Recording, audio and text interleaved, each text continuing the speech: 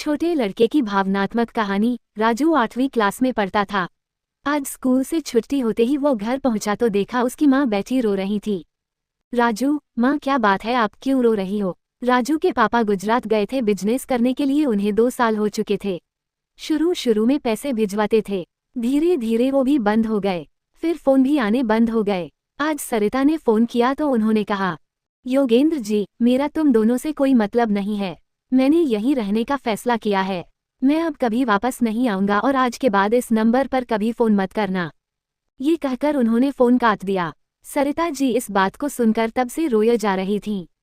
राजू, माँ आप चिंता मत करो, मैं कल से कोई काम ढूंढ लेता हूँ। हम अकेले रह लेंगे, हमें किसी की जरूरत नहीं है। पापा के लिए उसके मन में कड़वाहट भर चुकी थी। वह अपनी माँ को सांत्वना देने में लगा था। राजू की बात सुनकर सरिता जी को अच्छा लगा, लेकिन इतनी छोटी सी उम्र में उसकी पढ़ाई छुड़वाकर काम पर लगा देना यह उन्हें समझ नहीं आ रहा था। सरिता जी, नहीं बेटा, तुझे बहुत मेहनत से पढ़ना होगा, पढ़ लिख कर तुझे कुछ बनना होगा ताकि हम दुनिया का मुकाबला कर सकें। मैं मेहनत करूंगी, बस तू मन लगाकर पढ़ाई कर। राजू, माँ पढ़ाई से जरूरी घर का खर्च चलाना है। आप क्या करोगी? कभी घर से बाहर आप निकली नहीं, आपको कौन काम देगा? मैं काम करूंगा, मैंने सोच लिया है। काम के साथ साथ शाम को पढ़ाई कर लूंगा। अगले दिन से राजू काम की तलाश में भटकने लगता है। कई दिन भटकने के बाद भी उसे कोई काम नहीं मिलता। इधर सरिता जी भी राजू के जाने के बाद काम की तलाश शुरू कर देती हैं, लेकिन उन्हें भी कोई काम नहीं मिलता। एक दिन दोपहर के समय राजू को बहुत भूख लग रही थी। वह सुबह से भूखा था और काम ढूंढ रहा था। तभी वह एक चाय की दुकान के बाहर पहुंच जाता है। राजू, भैया मुझे एक चाय दे सकते हो, लेकिन मेरे पास पैसे नहीं हैं। बहुत भूख लगी है, मैं शाम तक आपकी दुकान पर काम कर दूंगा। दुकानदार, भूख लगी है तो चाय क्यों पीना चाहता है? राजू, खाने के पैसे नहीं है, चाय से भूख मर जाएगी। दुकानदार उसे चाय और साथ में पॉफ खाने को देता है। राजू खाने के बाद दुकानदार के पास पहुंचता है। राजू, बताइए क्या काम करना है? मैं शाम तक आपका काम करता रहूंगा। दुकानदार, जा बेटा घर जा, हम छोटे बच्चों से काम नहीं करवाते, किसी ने देख लिया तो पुलिस हमें पकड़ लेगी। राजू, लेकिन मैंने जा आपकी चाय पी है, उसके पैसे कैसे चुकाऊंगा?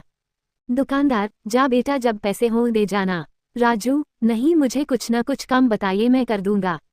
दुकानदार, अच्छा एक काम कर, बड़े चौराहे पर एक बेकरी है, वहां से मुझे पाव ला दे, ये ले पैसे और मेरी साइकिल ले जा। राजू साइकिल और पैसे लेकर बड़े बाजार पहुंच जाता है। वह पाव लेकर वापस आने लगता है, तभी पाव वाला पूछता है, पाव वाला सुन, तू और भी दुकानों पर मेरे पाव पहुंचाएगा, तुझे कमीशन दूंगा।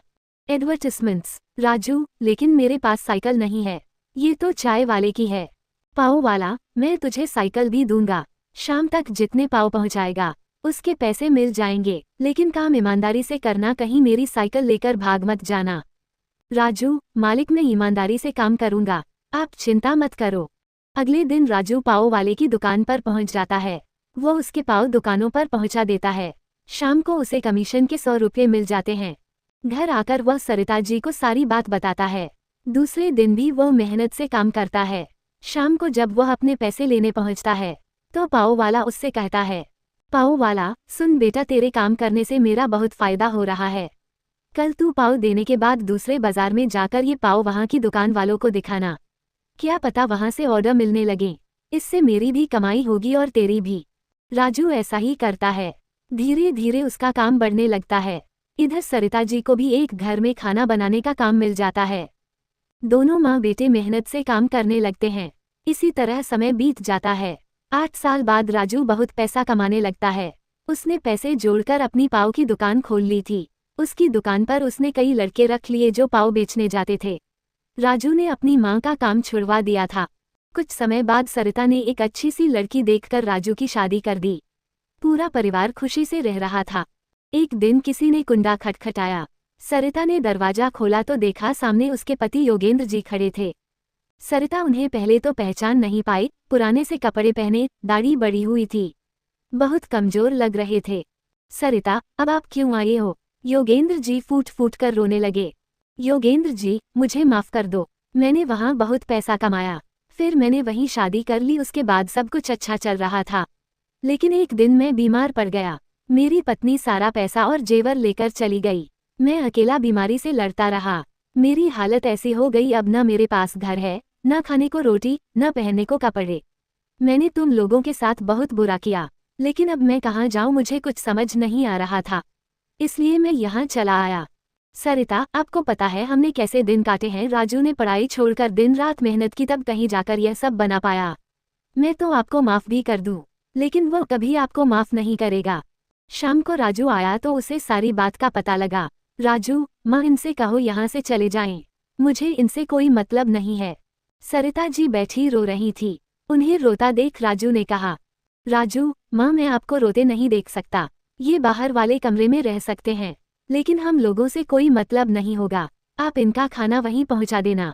योगेंद्र जी को बाहर के कमरे में ठहरा दिया जाता है, लेकिन घर का कोई सदस्य उनसे बात नहीं करता था। सरिता उन्हें खाना दे आती थी।